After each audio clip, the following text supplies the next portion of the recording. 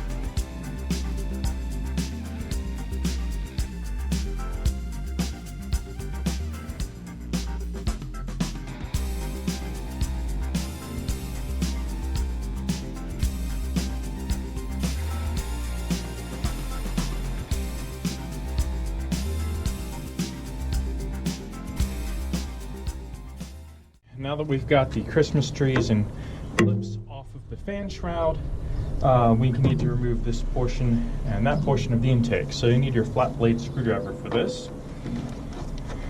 to loosen up the hose fittings.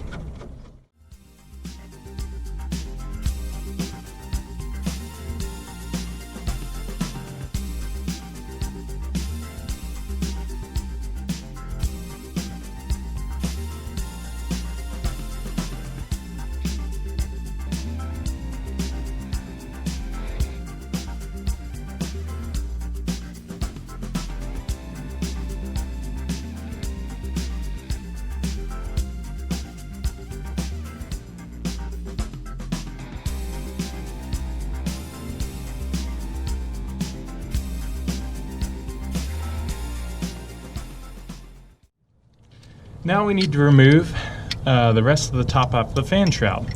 So once again, you're going to need your 10mm ratchet, but you also need an extension here to help you out. And there are 2 bolts on each side holding the bottom and the top half together. You'll need to remove them.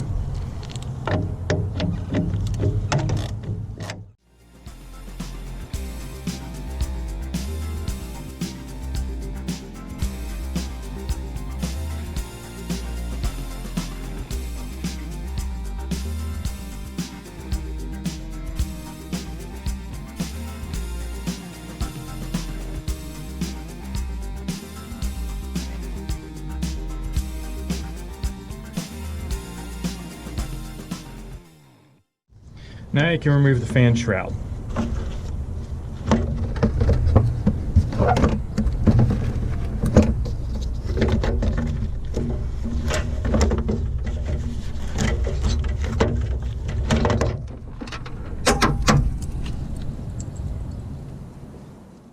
You should have let the vehicle cool down before you started this job to avoid burning yourself and to just make life easier in general. But either way, before you disconnect any hoses, undo this cap. Now do so very carefully, especially if it's hot, because it can be under pressure. Also helps to wear gloves at this point.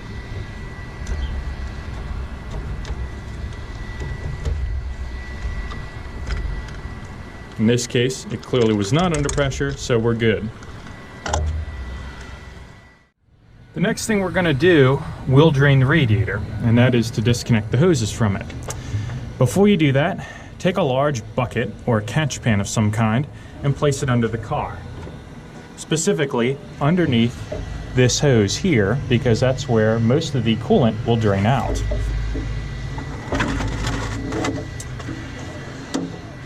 You don't want the coolant to get into city drains or into your yard or anything like that, so make sure you capture it all so it can be disposed of properly.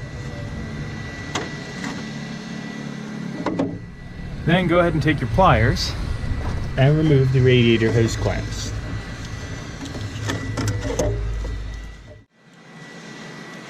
You may find that a pair of vice grips is easier to use for this part.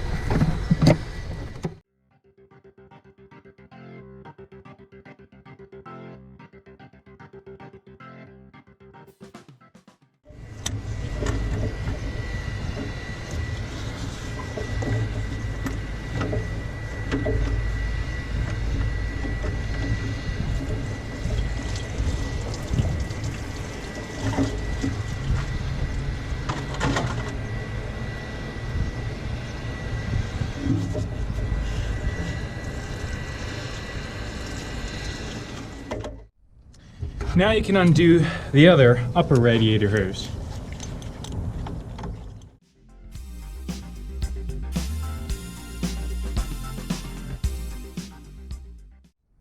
And the radiator hose breather, which is right here.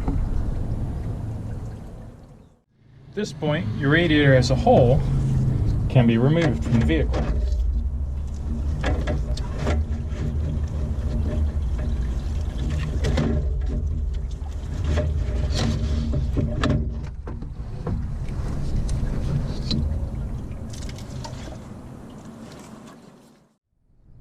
Now that I have it out, I can find the source of the leak. It turns out the leak isn't actually in between the aluminum and the plastic, but in the plastic itself, which is cracked along 2, maybe even 3 ribs here, and coolant was leaking out. So it's a good thing I caught it when I did, because eventually this would have opened up and probably left me stranded on the side of the road. Let's put the new one in. So here's our new radiator. You're going to want to compare it to your old one and make sure it's got the same fittings in the same locations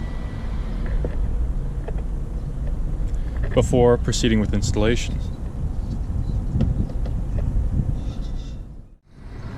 Just like the old radiator came out, the new one goes in the exact same way. Be careful not to mash the fins on hoses or other engine bay components. That will reduce the performance of the radiator as a whole.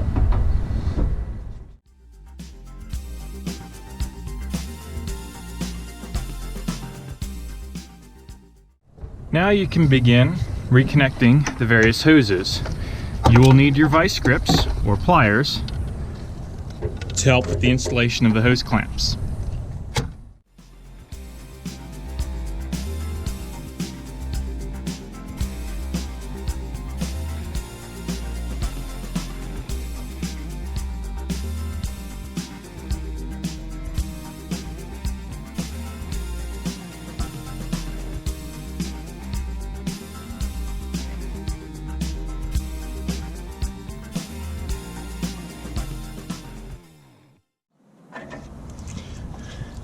Now take those 4 10mm fasteners, the bolts here, and reinstall them on the 4 corners of the fan shroud.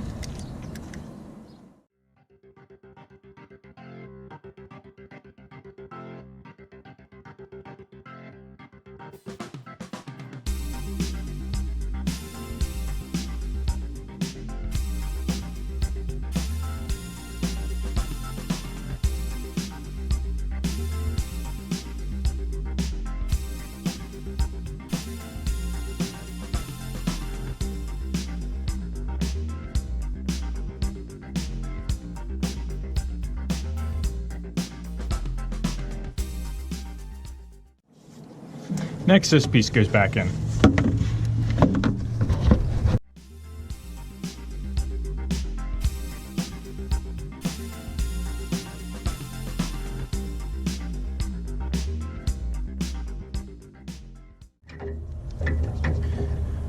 It is worth mentioning at this point that most of you will have a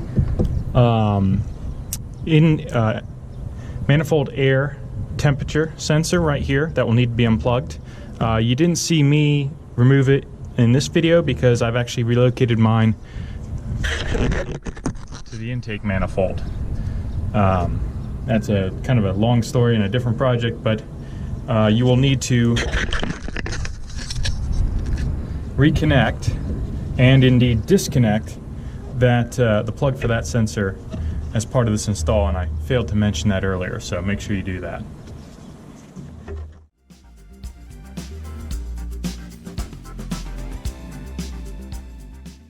I forgot what a pain it is to get that air reservoir on. That easily was the most challenging part of the whole job. Anyway, to reinstall it, I'm going to use a 8mm ratchet with a short extension rather than the screwdriver I used to remove it.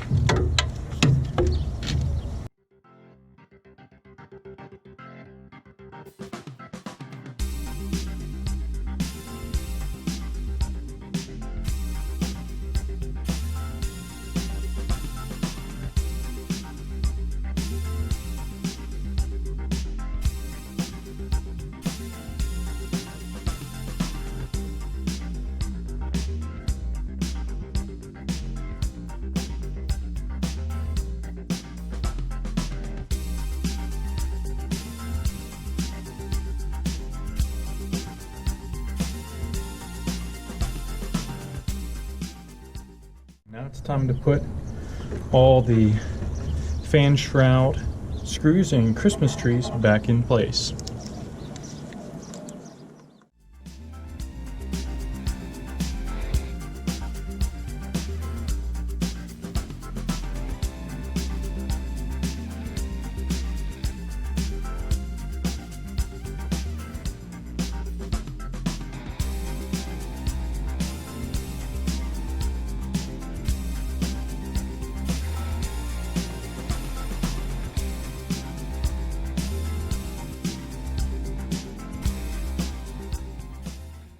Okay, now that we've got everything reassembled, it's time to put some fresh antifreeze in. Take your funnel and put it in your radiator, and then begin filling with 50/50 diluted antifreeze. I tend to buy the full strength and dilute it down myself because it is far more cost effective that way. Make sure you're using GM Dexcool approved antifreeze. It is the orange variety, and you do not want to mix the orange variety with any of the other colors.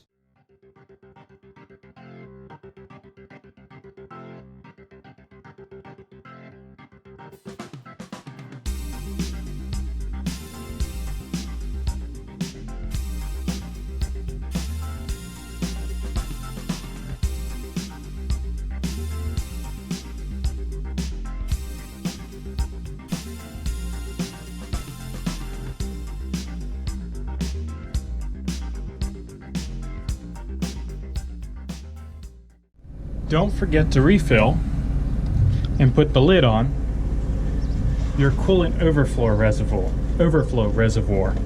There are 2 lines on the side. In this case, the engine is cold, so you would use the you want to put it in between the full hot and the add line. Don't go all the way to the full hot line because the coolant will expand once the engine heats up.